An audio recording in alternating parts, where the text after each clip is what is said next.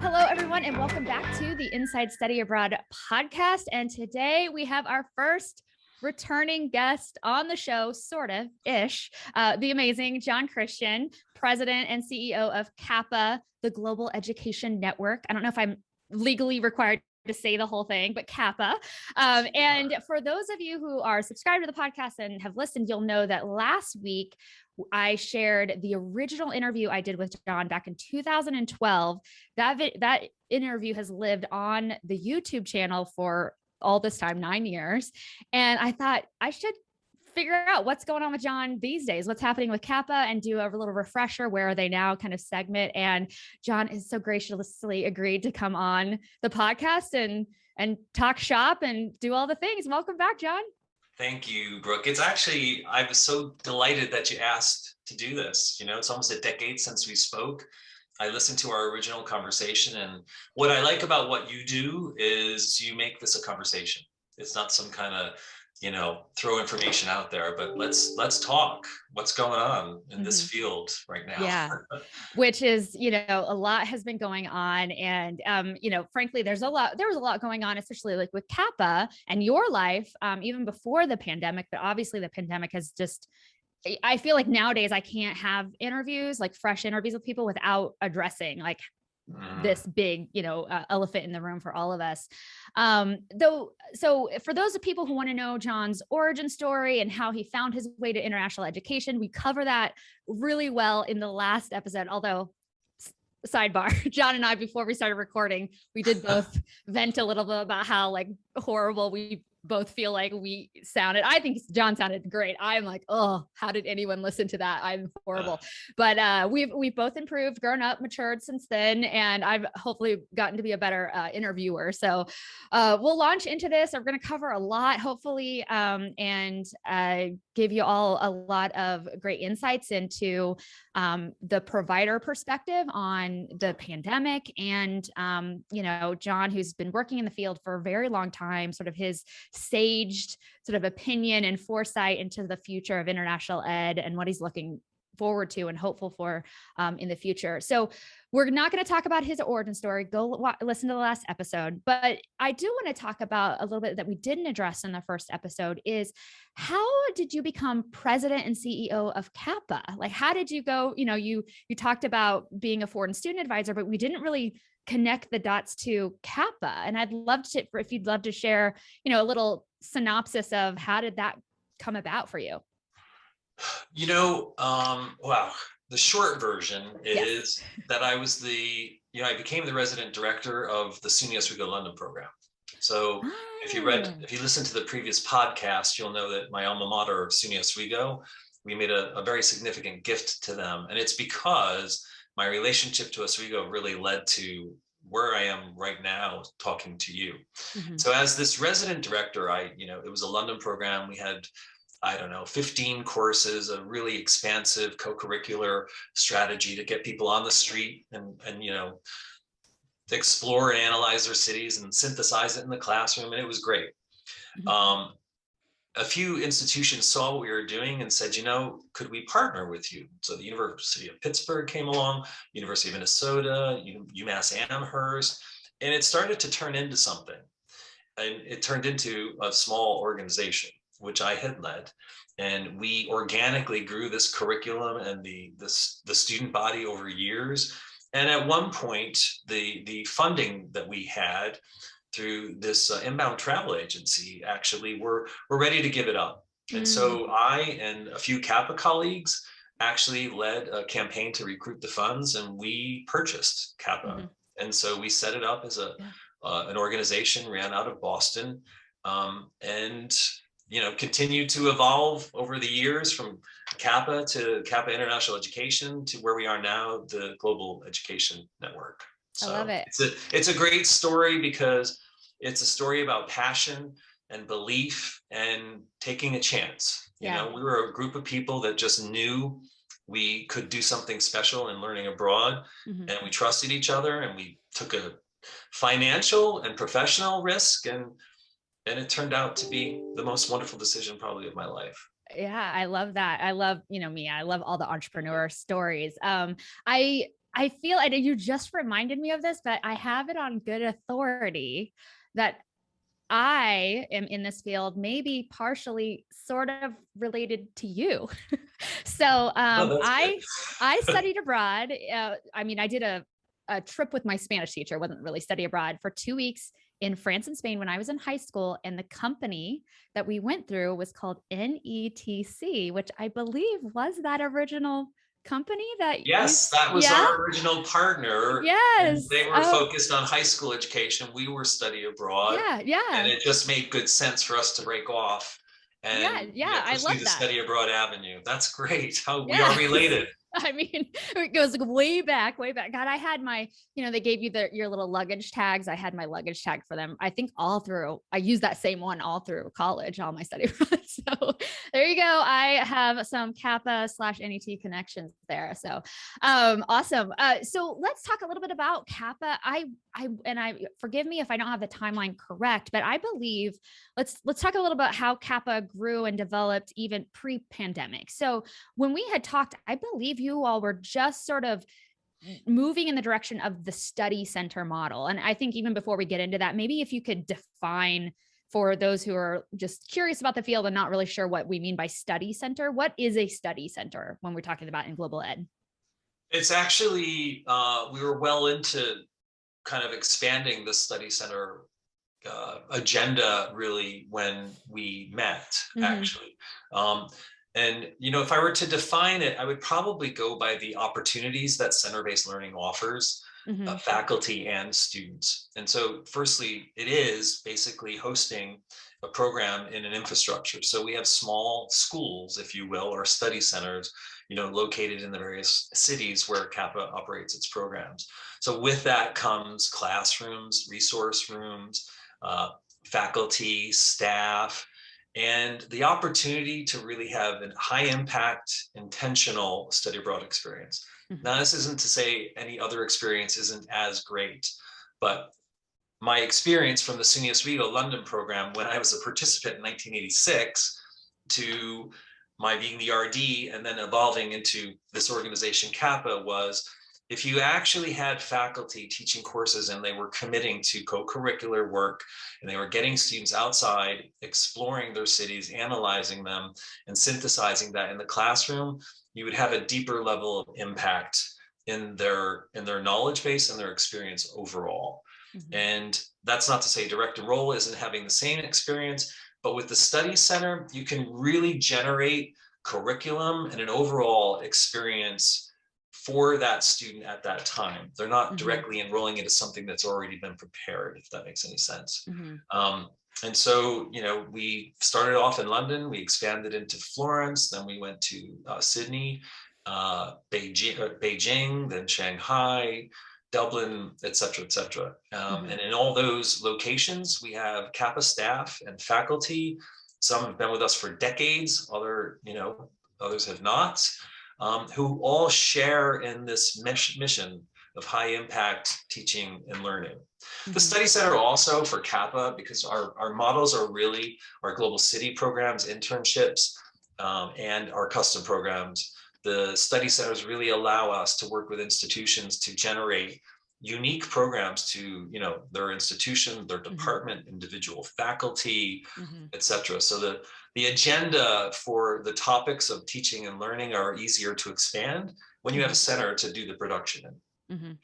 So are all the courses that are taught at the centers in-house courses? Or if I wanted to go to the London Center, but I also wanted to take biochem at UCL, do you also facilitate that? Or is it all just in-house courses? Good question. It was actually mostly in-house, but over the last couple of years, we've expanded every location to include a direct enrollment Yeah. options. Yeah, Yeah. we do work with local institutions. In Sydney, we work with UTS, for example, and that helps complement our curriculum with engineering and science courses that Mm-hmm. we aren't hosting at the Right. center because some courses are not well placed at a center because they Right. need labs and other specific requirements that we're infrastructurally not going to be able to support. Mm-hmm. So yeah, we did expand the opportunity for the curriculum by working with local institutions, and our internship program is a significant piece of what we do. Mm. On our general global city program, on average, 90% of the students are actually doing an internship as well as their academic Oh, that's courses. really cool. Yeah, I'm Yeah, all about that internship life. me Yeah. too. So what else? I mean, aside from the study centers, obviously I had that timing wrong, but I know that that's something that Kappa is, in my opinion, I would say that's the feather in your cap. That's what you are amazing at. It's what you're known for. Thank What you. else? Yeah. What else about has grown and morphed over time with Kappa? And let's like keep it to pre-pandemic time, because obviously then the pandemic screwed everybody over. So Well, actually, there's a story here that when we get to yeah, the pandemic, yeah. what I'm going to tell you actually became more vital to Kappa than I ever imagined it would be. Mm-hmm. So Okay. about 6 years ago, I was actually at Oswego doing a presentation with the president on the gift that I had made to them. Mm-hmm. And as part of my visit, they were showing me, innovative things that Oswego were doing. And they were heavily involved in the online learning Mm-hmm. piece called COIL, so Cooperative Online International Learning. And, SUNY championed the whole COIL network piece that a lot of people are replicating today. And I went to a classroom, and there was a group of students in Oswego, New York, who were looking at a screen with a group of students in Ecuador. And there was a faculty person in our room and a faculty person in their room. And it was the end of their course. And what struck me is that they were doing presentations, and they could see each other, hear each other, and by the way they joked with each other, feel each other. And I had never seen such a dynamic interaction over a screen. Mm-hmm. You say that now, right? And we Yeah. all live in these Zoom Yeah. worlds, right? But Yeah. this was 6 or more years ago. Definitely pre-Zoom. Yeah, and I walked away thinking, oh my God, this is amazing. And so, I went to task and I assembled a group, and we created what us as the Global Education Network. Mm-hmm. And actually, what we did is install global classrooms in all of our centers. So we dedicated a classroom to create this kind of lab with screens and microphones, and you could see students, hear students, they could see you and hear them. What we essentially did is create a network out of all the Kappa sites. So you could have a course being taught in London and then team taught in Florence. You could have a course taught across the entire network. And the advantage here was that you would gain a more global perspective. And in my mind, it was really taking Kappa from an international education organization to a globally positioned educational organization. So really becoming transnational is kind of how we described it.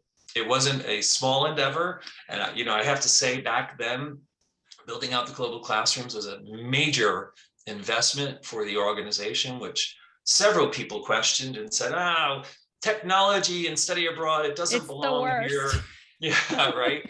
And it was never my intention or Kappa's to replace in-country learning with a virtual experience. Kids weren't going to have headsets on and pretend they were walking down the Louvre or anything. So the intention was to actually give them a more global perspective on their courses. So we have courses, in marketing where students are working with students in other countries to build a marketing plan on product placement, or a course in art where you're doing comparative art across 3 different countries and gaining a perspective that you wouldn't naturally get by just studying in one country. So I it's love it. been I a think very about, exciting journey, and it's, before the pandemic, about 85% of our students had one form of globally networked learning in their study abroad experience. So they really were getting this kind of global experience rather than the single city they were studying in. I, what I love about that is that it makes me think of those like very specific kind of statements that we want students to be able to communicate and process. And a statement that starts with, well, in Florence, I've observed that or that it is like, or, those types of statements. And in Sydney, I've seen that they seem to do things this way. And then being able to communicate that with each other while we're both currently on the ground to sort of compare notes, so to speak. That's really powerful, because I think that's one of our biggest challenges as a field, is getting a student to actually process, well, what do you think is happening? What are you observing, and why do you think that is the way that is in this location? And what are the implications of of those observations? And I think that's really powerful, especially doing it at the peer to peer level, because they'll probably be a little more real with each other. You And know, the whole notion of a comparative analysis and that mhm, approach, I mean, it wasn't a walk in the park. I have to say, this was a retraining program for faculty. It was a mhm, technological event for the organization. And actually, the assumption was the students are going to love this. And actually, in the beginning, it was, harder. teaching them how to go across time zones, how to actually enjoy learning online or participating in lectures online, and all those kind of skills, actually, that I have to say, it probably prepared them very well for Yeah. our pandemic Zoom life. But Yeah, I can imagine. Yeah. in the end, it really did evolve into something very special in terms of how students would, live in one city and learn about another Hmm. from faculty and students in that other country. Hmm. Well, I think that's great. Obviously, you are an early mover, early adopter, if you will. Kappa is as an organization, so that's always exciting for me to hear, because as we know, higher ed generally tends to be a little bit of a slower snail when it comes to innovation. No offense, higher ed, but that's kind of how it is. So let's shift gears. Let's start talking about, as a little BC, like before COVID.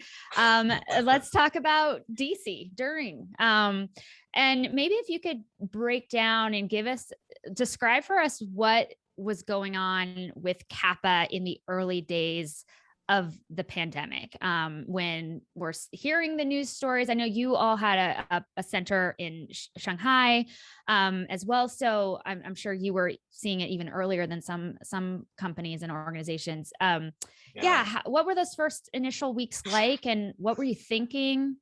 How were you handling things at first?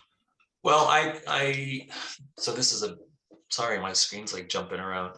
Um, It was actually the biggest semester in Kappa's history, spring 2020. In terms of Uh, enrollments? yes, but Oh, not wow. just enrollments. We rolled out all kinds of new programs. Yeah. In the digital space, we were creating these very cool interactions amongst internship sites and the interns themselves, and workforce management, supply chain, and it was just beautiful. Mm. Really, all the work that we put in, it started to kind of come together and make sense. And we had the enrollment dollars to actually pay for it. Yeah. Um, and then it happened, and it was in Shanghai. It was in China, Hmm. and so we had to suspend our China program. But I mean, Shanghai. before the suspension, like like even before that, more granular, like, do you remember, like, was it January or February where you got a call, for instance, from your RD, your resident director in Shanghai, going, there's kind of something going on here. Something might Well, happen. Like, what was that like? I'm a news hound, so not that this Yeah. podcast needs to learn about my rhythm, but I'm up like at 4 to 4, 3:30 every day, and the very Okay. first thing I do is I read several news sources for a multitude of reasons, but actually it's part of my job, really, Hmm. to just monitor where we are. So I'd already been watching this bug, if I Hmm. can call it that, and so I think in the early days we had already been talking about, okay, this is a thing of interest. We need to Hmm. to monitor. We've got students living in China, so Hmm. let's figure out where this is going to go from Wuhan to so on and so forth. And Hmm. as it started to expand, it got more alarming.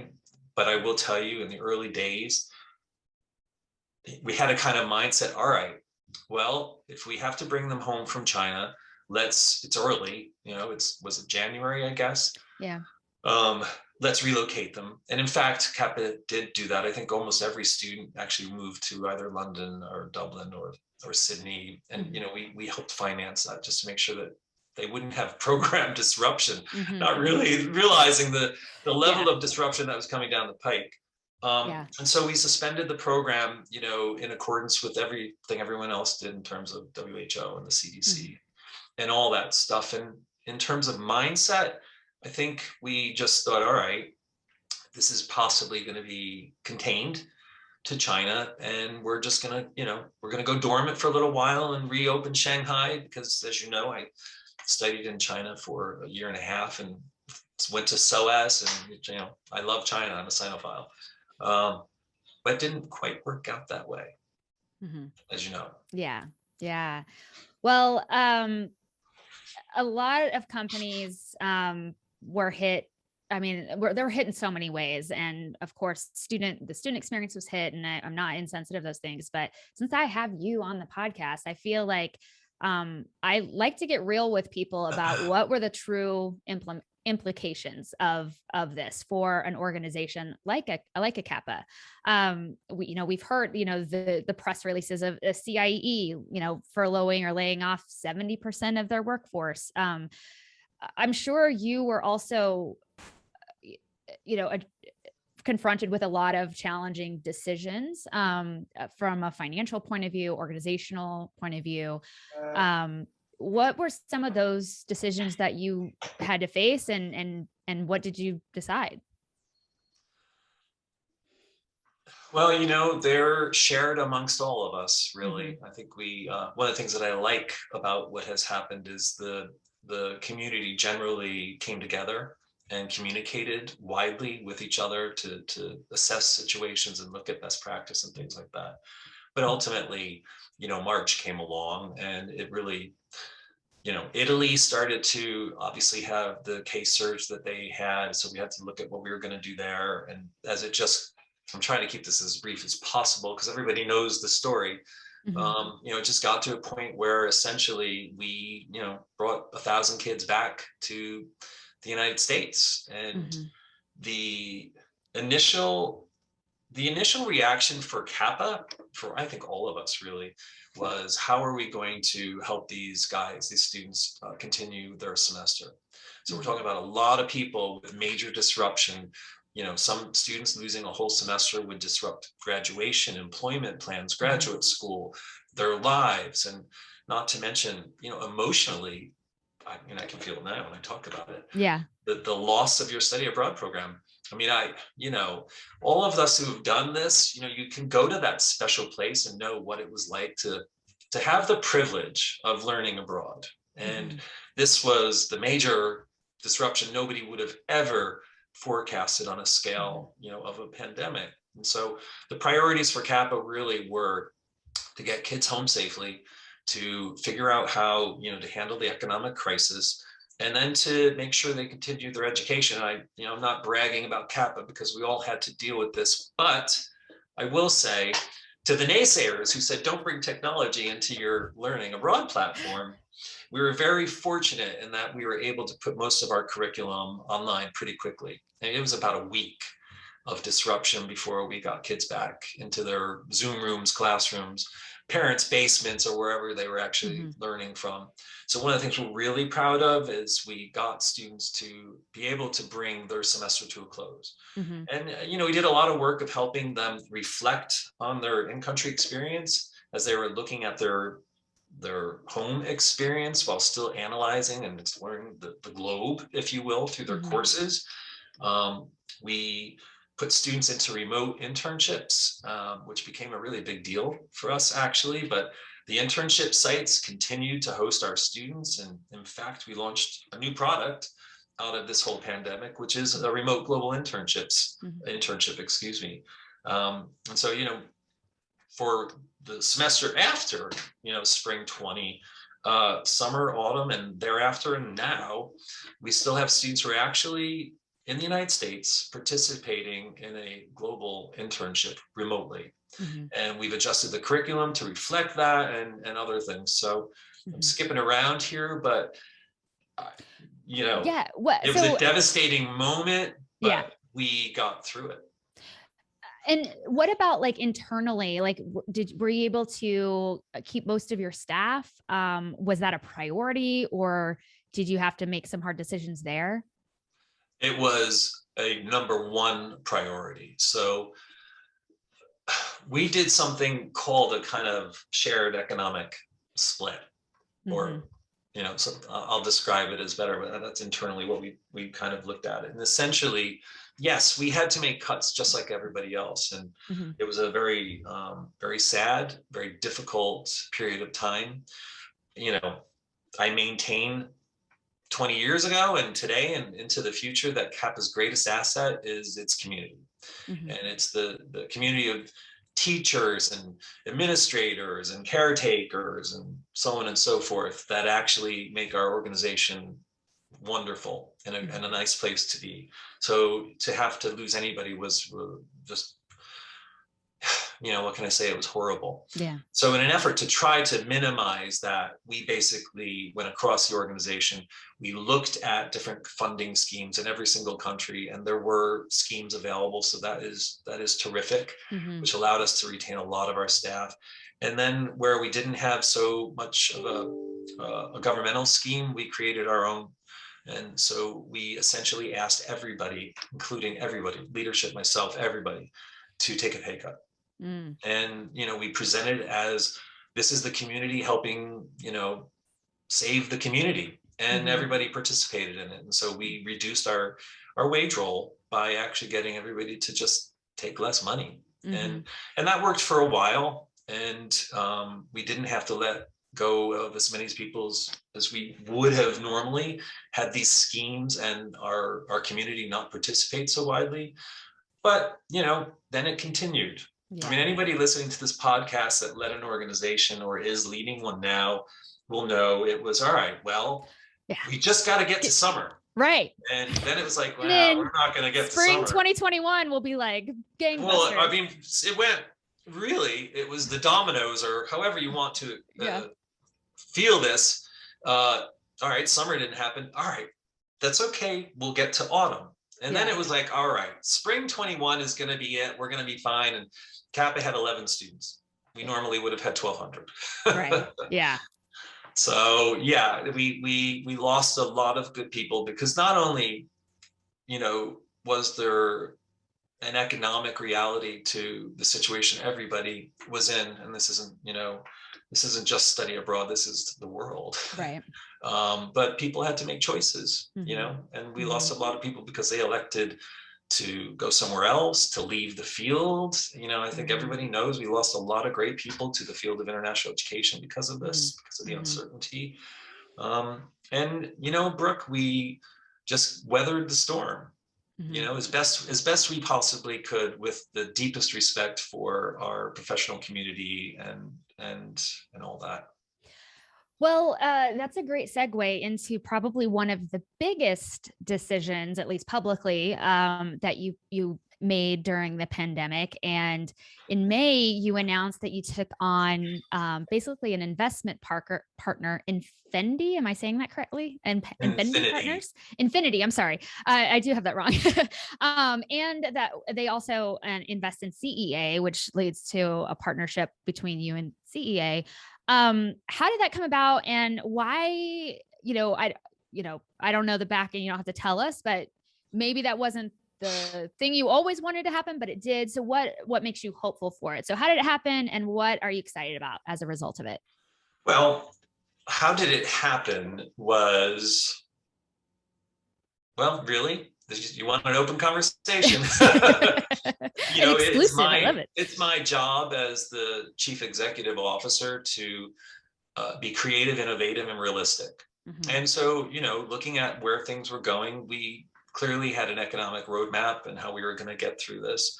And I was very committed to retain the people that we had and to rebuilding and so on. And so there were two choices. There was shutter down and wait, or there was look for support. And Mhm. so, we assembled a team to say, all right, well, what could we do? Is there a way to actually leverage our reputation and our business to Mhm. get an investor? And along came Infinity.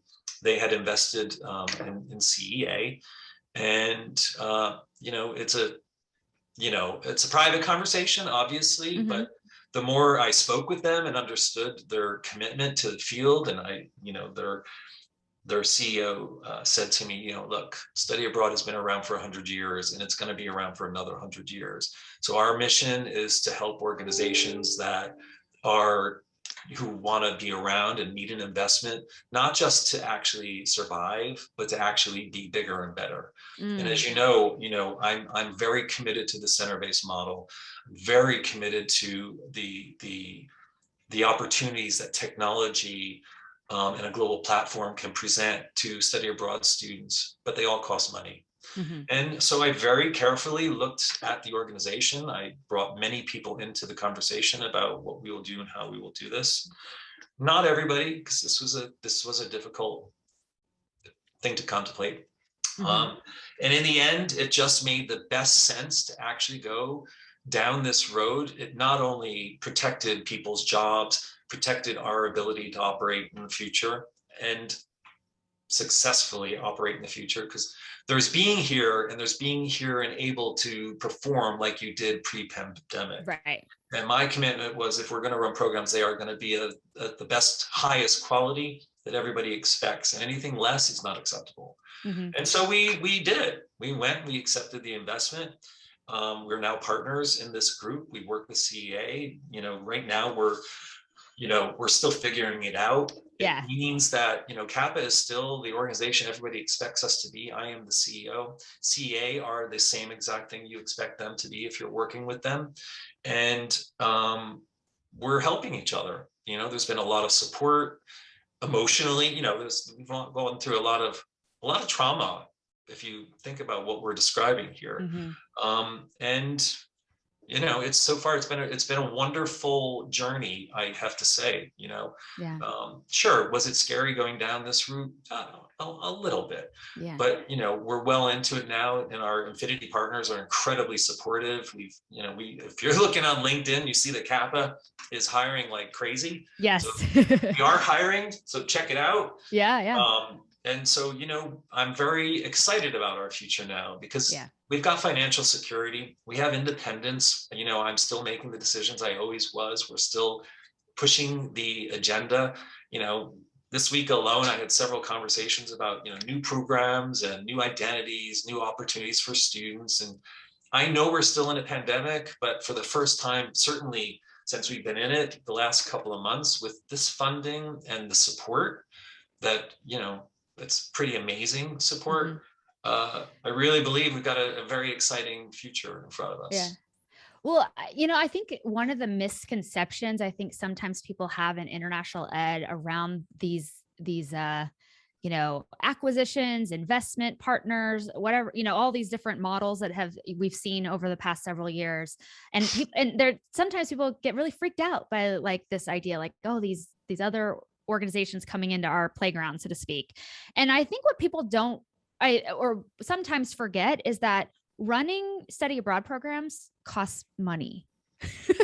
And if we actually believe in generation study abroad and capacity building and giving more diversity of students an opportunity to have these programs, we need capital to make those things happen.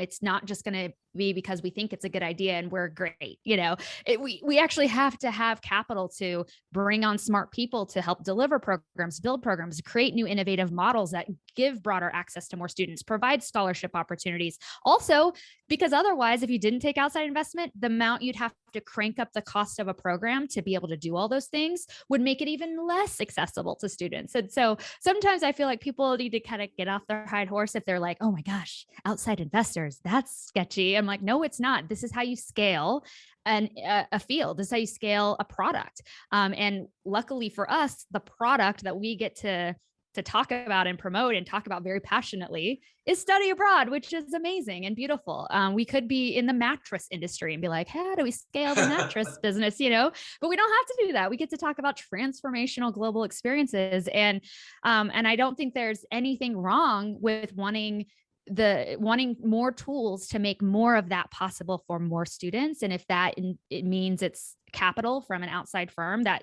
like you said, believes in the longevity of study abroad, then I say power to you and congratulations. Hey, I've had nothing but support from Infinity because they believe in what we do. And their mission to me is keep Kappa being, one of the better study abroad providers. I meant Mm-hmm. the word better isn't coming out the way I want it to be, but our focus has always been high impact, high quality teaching Mm-hmm. and learning. Mm-hmm. And that is what we were doing. And so I, my comment about what you just said would only be this: you should judge an organization by the programs and successes they have and how they take care of your students and your faculty. Mm-hmm. And also know that we're financially solvent, and these are important things. And I will say, the field is changing, and cooperation, collaboration, shared responsibility are going to become a norm for us. And I don't think we should be afraid of that, Mm-hmm. actually. In fact, we should be excited about it. Mm-hmm. I don't have a statistic for you, but if you actually wiped out all the providers in our field, even our commitment to JEDI and DEI and choice and access, it would be virtually eliminated, Mm-hmm. actually. Mm-hmm. So, creating sustainable economic plans for organizations is what you should expect a provider to be doing. So this isn't a negative thing. It's actually very positive, It's very because exciting. And it is I exciting. think too, it's like, I feel like if you think about us as international educators, and standing on our individual soapboxes, shouting to the world, why study abroad so amazing. And now people with, I don't know, but like seemingly deep pockets who are smart, business savvy individuals who are like, they see the value in it financially, but also the value in it to why it's going to grow and why society is going to see it as a value proposition for young people, now and into the future. And I feel like we should be feeling good about ourselves that like the outside world is now saying like, yeah, we hear you. We hear you on your soapboxes saying how meaningful this is. And they're actually putting their money behind it, which I think is incredibly exciting. It's a shift into what may have been a transactional decision for a firm to one that's pointed towards mission and purpose. Mm-hmm. So they're more interested in creating mission-oriented organizations, which is where, I know you want to talk about employment. This is where people want to be, especially after this pandemic. So many people have reconsidered where they want to be, what time they want to give to something, how they want to work, where they want to work, etc. And so I think this is a part of how the world is moving, really, in terms of focusing on what counts, what matters, mission, purpose, how you feel about something, and why you're going to give it your time.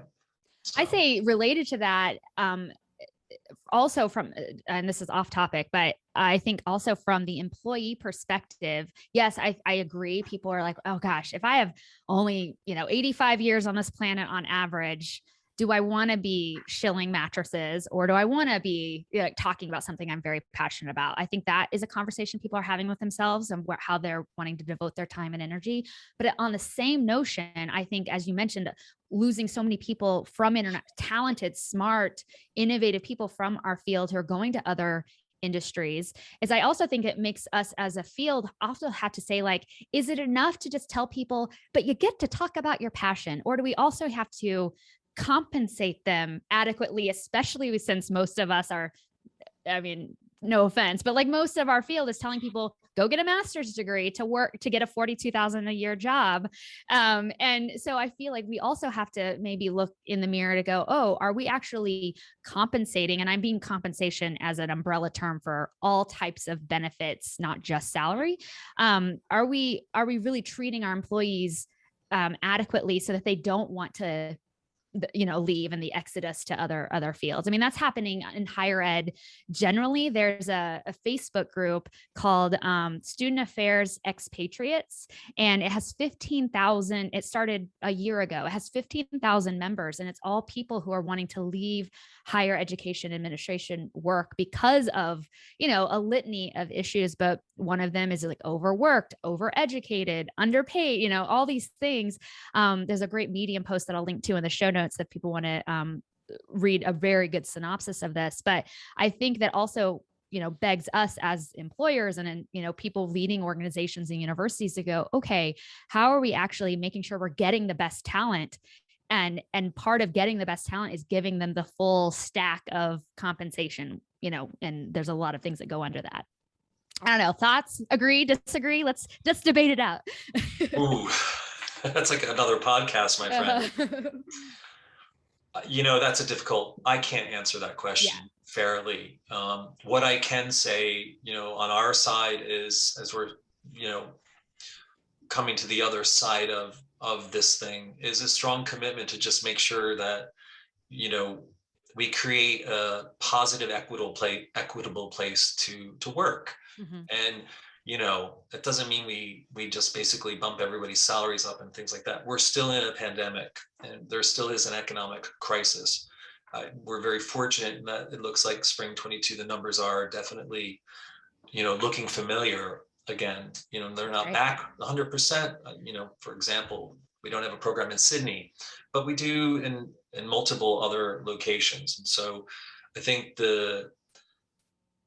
I can certainly speak for the Kappa community, the existing and lots of new people that are coming on. We're just really excited to be able to still do this work. Yeah.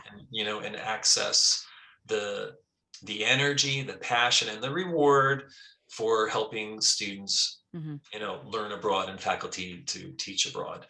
And I think there are different ways to make people feel good about their jobs and ways to reward them for doing a good job. And they're not all economic. Some Mm-hmm. of them are other things. Yeah. Flexibility now Like with remote work work. from Yeah, home. And yes, exactly. exactly. It's created a whole new opportunity to examine how to get people to thrive Mm-hmm. with their own individual circumstances, whether it be Mm-hmm. responsibilities at home or things that they have to attend to, all that kind of stuff. And I have to say, even for me as a leader, it's been really interesting to look at how much more nimble we've become Mm-hmm. and how much happier people are with the flexibility. Mm-hmm. So it isn't all about dollars. It's about a whole mindset on how you treat people. Mm-hmm. Yeah. 'Cause I always tell, like in Global Pro Institute, we talk about negotiating your compensation, but we talk about it as a package, so it's not Yeah. just salary. It could be flex time, working from home a couple days a week, or other benefits like a professional development earmarked fund for them, things like that are not just, the bottom line salary, but all of those contribute to, is this going to be a place that you can thrive, give back to the organization in a really meaningful way, but also feel like you're thriving personally and professionally. And I, yeah. I often use this phrase because we're we are creating all kinds of things now, right? But Mm-hmm. I said it in a meeting onboarding 12 people this morning. It's a kind of coffee hour with me to just talk about our history and stuff like that.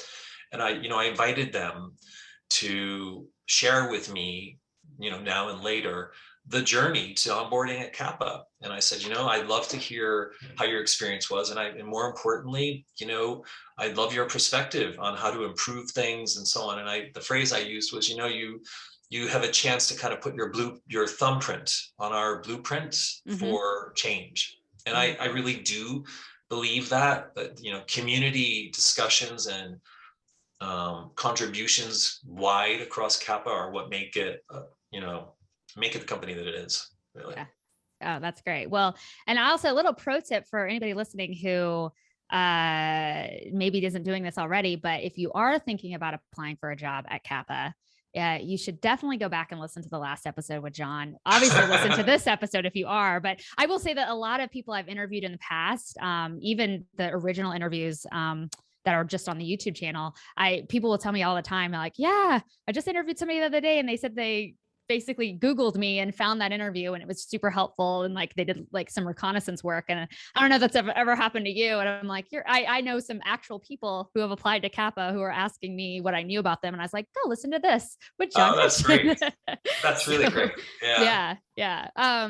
So about careers, this is our last like formal question, and then we'll head into the new segment, the lightning round. But in terms of careers, we have a lot of people who listen to Inside Study Abroad who are trying to break in or trying to up level from where they are now. And I know you mentioned Kappa's doing a lot of hiring, but you've been hiring for, forever now. When you're interviewing people and you're having that conversation, what do you feel like people might be missing? You're like, they're just missing this thing. If they just knew more to do this or less of that, what would be a piece of advice you'd give people to maybe focus on going into their next interview? Oh, great question. You know, it's a cliche, but a genuine, why do you want this job? Why do you want to be Mhm. here? Right. Yeah. So, especially for an organization like ours, right, which are very mission and purpose oriented, right? Um, so that there's that why question, but I ultimately uh, believe it's what are you going to bring? You know, there's always going to be the questions on what you need as an Mhm. employee, and so it's a two-way street. It's a dialogue on whether this is a good place for both of us. But for me, it's really, you know, what can you bring to the organization? You know, what in your experiences, your formal training, in your idea mill, you Mhm. know, and to not be afraid to kind of go a little bit out there, you know, and show your personality, like just be Mhm. yourself, Mhm. really.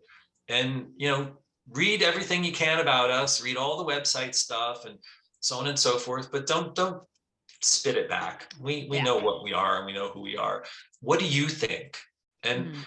I think the more genuine you can be with, you know, well articulated statements or even not so well articulated, but genuine statements about this is what I think I can do here, actually put you in a really good position to know whether you should be here and want to be here, because it's the response that you get from the other side. And I, you know, for me, when candidates are just really into the discovery that an interview can offer you, it tells me they're, you know, they want to find a good place to be. We Mhm. spend so much time at work, you know, you want to make sure it's a place you want to be. And Mhm. so that would be, I don't know if that's helpful advice It's or very not, helpful advice. I will but speak for everyone. Yes, that was very helpful. I feel I it. mean, the world needs genuine now. Yes. We've been through a lot. Yeah. So it's time to just really be who you are, be genuine and honest. And I really believe that that'll be a pathway to success. Hmm. Hmm. I really love that because as someone who has a really hard time toning down my brookness.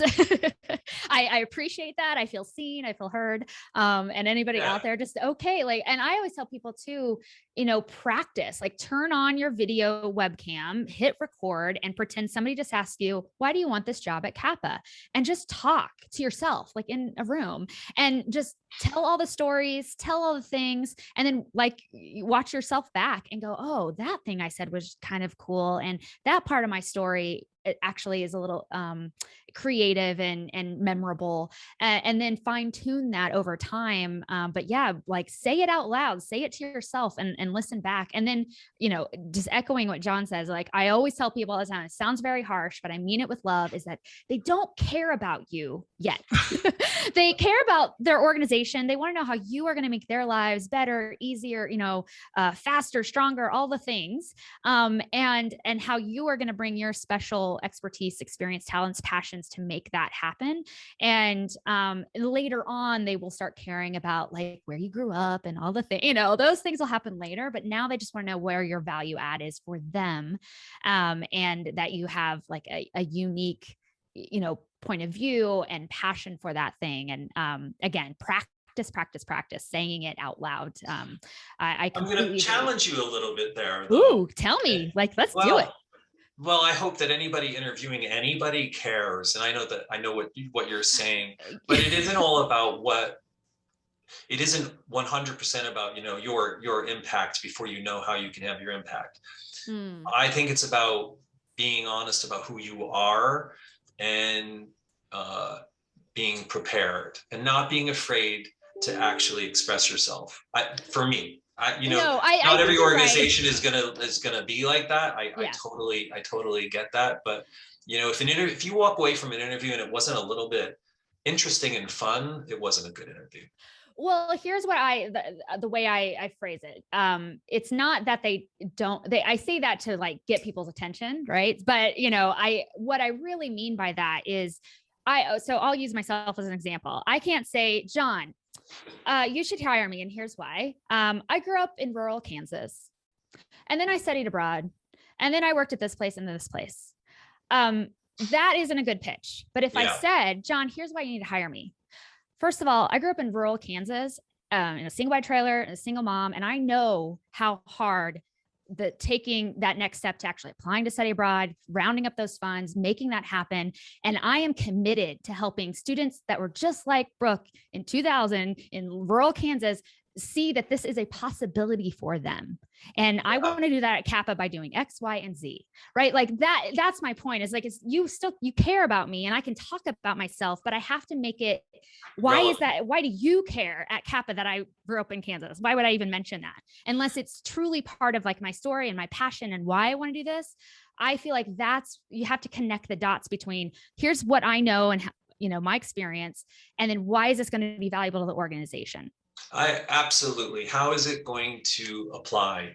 Which is important for you as the interviewee, because you want to know that you're going to be able to apply your experience. I will tell you some, share something. I know we're going to need to move on, but when we had the first career integration conference with the University of Minnesota, there was a panel of employers. We did it at the subsequent conferences too. But I'll never forget, there was this person from Deloitte International, I think out of Chicago.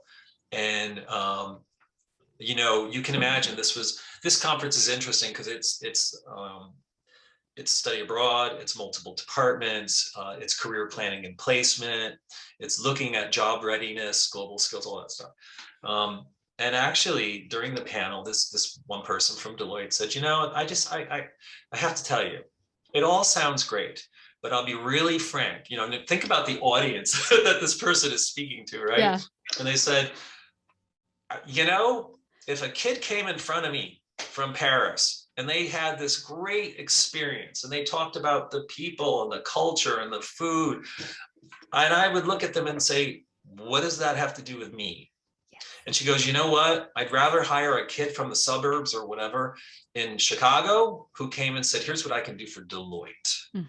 And so I think that that's where you and I are meeting in the same place, really, is that you have to demonstrate, who you are and what you know as an opportunity for the employer. Yeah. Well, and I think anecdotally too, it's like, I think we talk and there's data, if people have done some longitudinal studies around the positive impact study abroad has on people's career trajectory, their starting salary, all those things. But I think it's not just purely because, they studied abroad. Like you said, it was because they were able to position their time in Paris on an internship with Kappa. I'm sorry, I don't think you are in Paris, but anyway, wherever in London, we'll say London. And they said, and this is what my internship in this accounting firm was like. And here are the things I learned, the challenges I was met with, blah, blah, blah. And here's how I'm going to apply that learning and understanding to my position at Deloitte. That's where, they're like, oh, tell me more about your time in London. That will actually be valuable. But it's not just, I was in London and let me tell you the crazy night at the pub, like those are lovely stories for your family maybe, but not as helpful in a career setting. And so I think we are 100% on the same level. I just say Absolutely. It more dramatically to get people's attention. Okay, let's move on to the lightning round. And I don't know what that is. You didn't tell me about this part. No, I did. I sent it in the email. It's in the email. So, so I'm just going to ask you a few quick questions off the top of your head, and just to share with the people. So the first question, what is a book that you recommend to every professional you ever meet in any industry that you're like, oh, you have to read this book? Outliers by Malcolm Gladwell. Okay, that's a good one. Okay. So you lived in London for many years. So it's like basically your hometown in a lot of ways. What's a little known restaurant that everyone should try next time they're in London? DeMario's on Gloucester Road. Okay, nice. And you have to get the fish stew. Okay. I love the, this is honestly personal for me. I'm just like, it's for me. I can't wait. Okay. What's a software or technology that you use every day in your specific work that helps you do what you do? Besides like email, obviously. Well, Zoom. There can only be one answer to that question. Fortunately or unfortunately, I'm not quite sure. Mm-hmm. But it's been interesting, hasn't it? I'm an office guy. I love the dynamic of being around other people. I love hearing conversations and getting a cup of coffee and just hearing about how people are doing and stuff like that. So I miss Uh-huh. that a lot. Mm. Kappa's going back in January. But the Zoom community, that we've created, the platform, itself that we're using to retain connectivity and socially, formally, professionally, Zoom cocktail hours and all that stuff Yeah. has actually, been a lifesaver. I'm not trying to Yeah. plug Zoom here, actually, but Their stock price is fine. So it's yeah, I know, right? okay. The fact that we all have this connectivity through this online engagement, I think has probably saved a lot of people's, certainly morale and many other things, actually. So Mm-hmm. it's the answer. Yeah, I mean, I think it's so interesting because it's not as if the technology didn't exist pre-pandemic. So there were ways Oh, to do this, but like even anecdotally for me, about twice a year, maybe three times a year. Well, in the past 2 years since the pandemic, all of my best, there's like about 7 of us, my best grad school friends, we live all over the country. And now we do these like, cocktail, happy hours, like twice a year, three times a year. We never did that in the decade before, since we had graduated. But now we were like, oh, we need to connect. I'm like, we always needed to connect, but now it's like, oh, part of the daily apparatus of our it lives. is. And it makes it so much easier. I did a podcast episode. Gosh, we did the recording back in fall of 2018, and it was a group panel discussion, and it was several people at universities, somebody from a provider, and we were all over the country. And I already used Zoom in my business because I had a remote team, and so I was like, we're going to use this platform called Zoom, and I had to like send them instructions on how to download it. They were all like, what is this Yeah. wizardry that you have done? And so I just remember, and then a year later, a year plus later, it was like everybody and their mother, it's like, knows how to use Zoom. Honestly. Yeah, I love it. So I mean, it's a legit recommendation. So okay, so what about once you feel good about it and you feel comfortable, and the world is ready for you, what's a travel bucket list item for you, either destination or experience that you're hoping to have? That's a really, that's such a hard Skydiving in question to Dubai? No. answer. Oh, all right, let me share a story. Okay, great. So it's upfront and personal, but I haven't been back to London in a very long time. My partner lives there, so we've been separated for over a year. I finally did get to go back, and DeMario's was on my list. Addie's Thai Cafe, the national museums, blah blah blah. Yeah. Full agenda.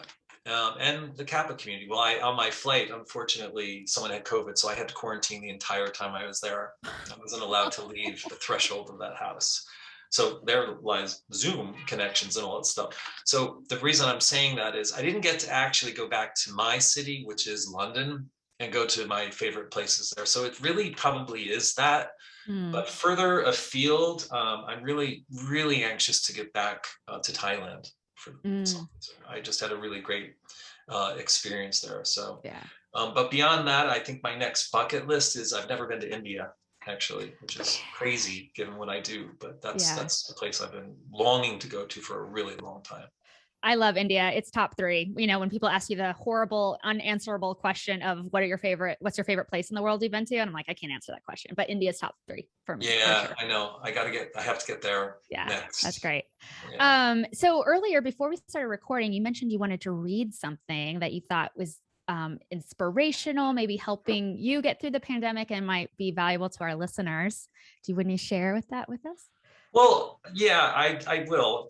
My picture keeps flopping on me. So through this whole thing, there were just so many moments of concern and this overwhelming sense of uncertainty, right? You remember that? And it wasn't just whether you worked in learning abroad. It was for everybody. It was, are you going to have Christmas on your own? Are you going to be able to go to this party or graduation or whatever?